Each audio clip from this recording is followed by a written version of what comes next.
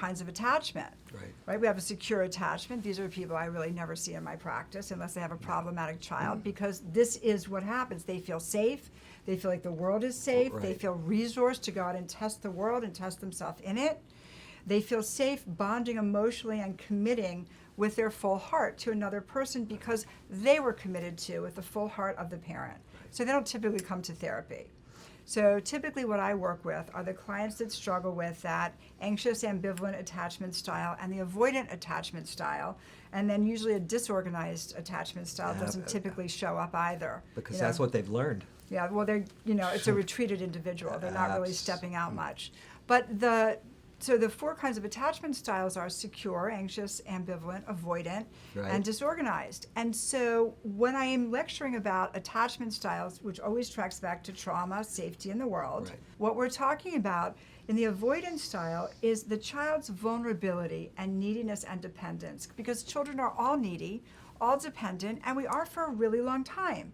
And so when that neediness, that basic childhood vulnerability is used against the child is shamed for it, the child is belittled for it, made fun of it, that right there is a betrayal wound.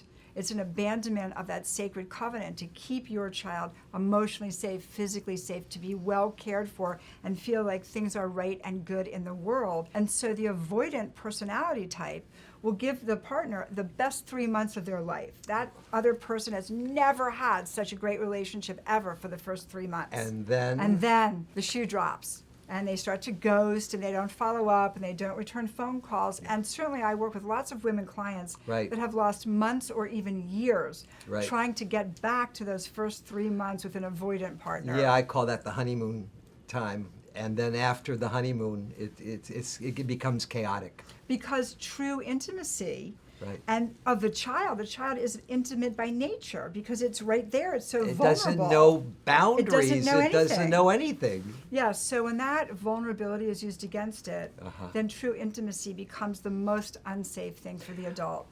Well, it's unsafe because the child cannot even be intimate with themselves.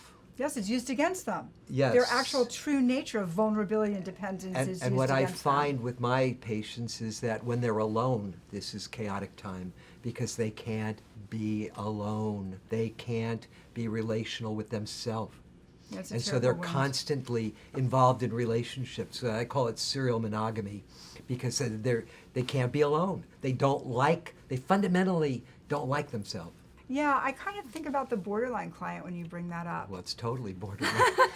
Yeah, that's how I'm thinking about it. Because they come into, and remember, what makes a borderline is not enough there. That's not enough there. There's not enough there. Yeah, I have a borderline story. I think you'll appreciate it.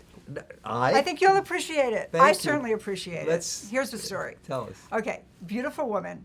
Beautiful clothing. Everything, she's beautiful. Beautiful figure, beautiful face, all of it. Lovely clothing, elegant. Walks into a restaurant.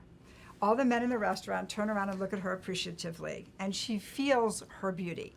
And now she feels valuable, worthy, and lovable in the world.